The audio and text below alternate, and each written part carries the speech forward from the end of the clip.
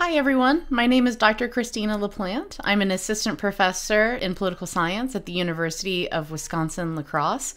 I received my PhD in 2019 from Georgia State University, and today I'm going to answer a few short questions about online teaching and pedagogy.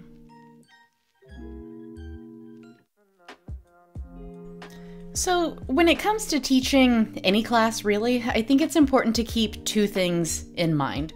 One, your expectations for your students, and two, will the modality of the course reasonably accommodate those expectations? And I think that we've learned throughout the last 2 semesters in particular, how some things work for in-person classes, and they don't necessarily translate super well to online asynchronous courses. So while in a traditional in-person course, we might think or expect 2 to 3 hours of lecture is fine and sufficient, that doesn't translate very well to online asynchronous courses. So one thing that I've done over the last 2 semesters is try to reevaluate my expectations for my students. And one thing that I really keep in mind is the research done by cognitive psychologists that unfortunately show the average attention span for most young adults is anywhere between 8 to 10 seconds.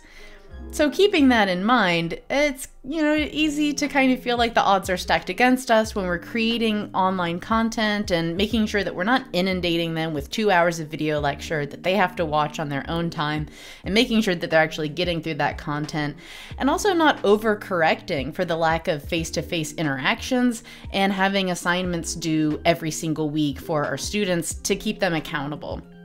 So what I've tried to do is find a happy medium between both of these things. So I expect my students generally to watch about 15 to 30 minute video lectures each week for my online asynchronous courses.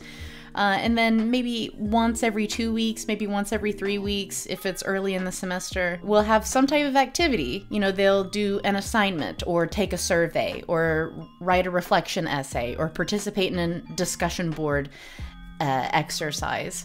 And that way, I'm trying to meet a lot of needs. I'm making sure that I'm not grading something every single week, that they don't have an assignment due every single week, that there's an outlet and opportunity for them to express their opinions, and that there's enough diversity in the assignments that it doesn't become so repetitive. So those are just a few of the strategies that I've used and things that I've tried to be mindful of when it comes to how much or how little of a workload I'm going to assign my students.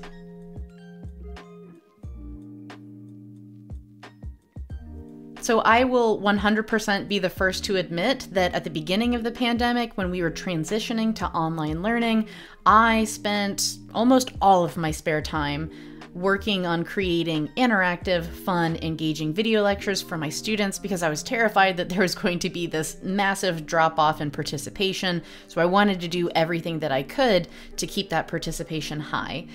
And, one thing that we really have to ask ourselves is, could you include one more example or include one extra YouTube video? Is that going to keep the whole class interested, or is that just an example that might speak to 2 or 3 students?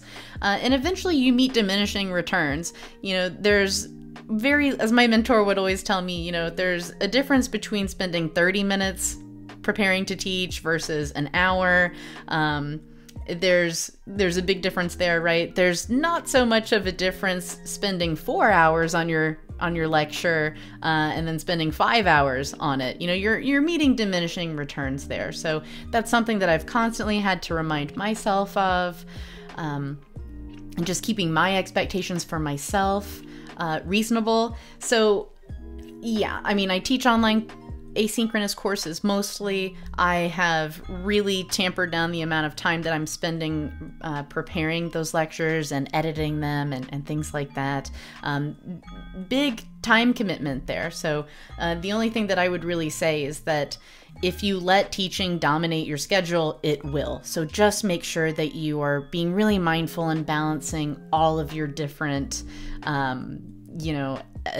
duties as a graduate student or an instructor, whatever your position might be. We've got to research, we've got to write, we got to course prep, and we got to teach. And we also have to have personal lives. So just do your best to keep those to keep all of those in balance with each other.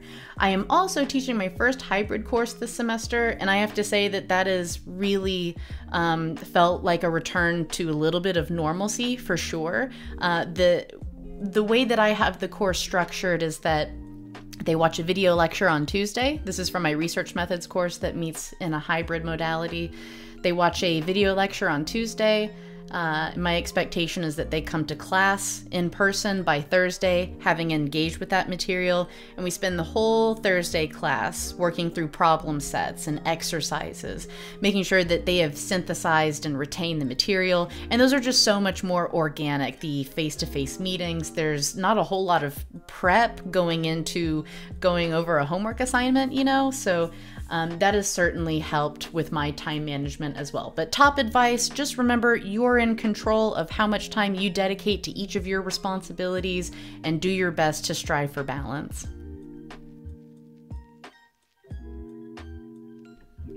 I will try to make this point quick. I upload all of my video content directly to YouTube.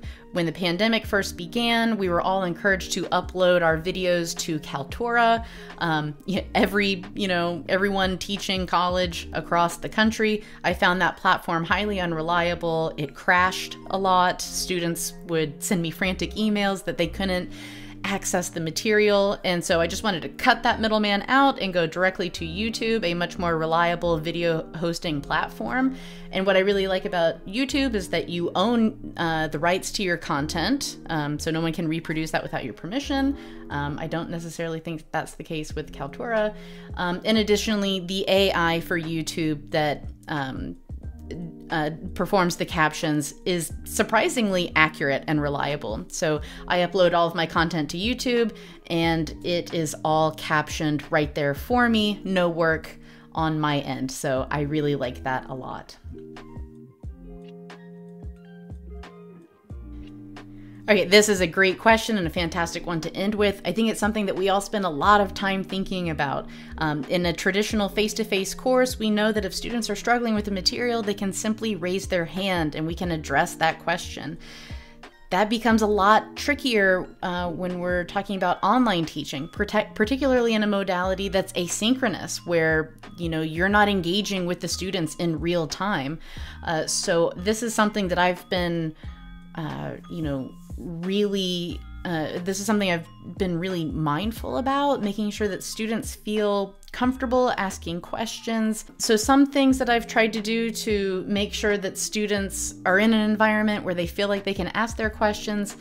Usually throughout my video lectures, I'll have a pause or a breakout moment to get students to reflect on the material that was just presented, and then they'll discuss that in a discussion board or something. So that's a really good way to, especially when you're teaching something that you know is pretty complex, taking the time to have the student reflect on that in the moment during the video lecture, and then to follow up once they've completed the video in a discussion board. Another thing that I do is I have appointment Zoom office hours, and I really encourage all my students to come by anytime that they have a question.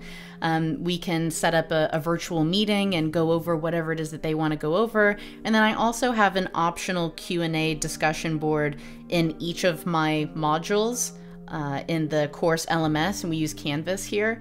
So there's always a dedicated discussion board in every weekly module for any questions or comments or even conversation starters, which is really cute. Sometimes students just want to use the discussion board as an opportunity to say like, hey, I didn't know that, this thing existed, and I really liked how the lecture covered that today, or just an opportunity for students to kind of meet and share ideas with each other.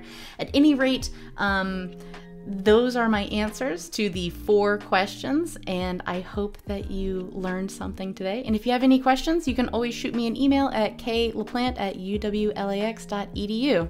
Thank you.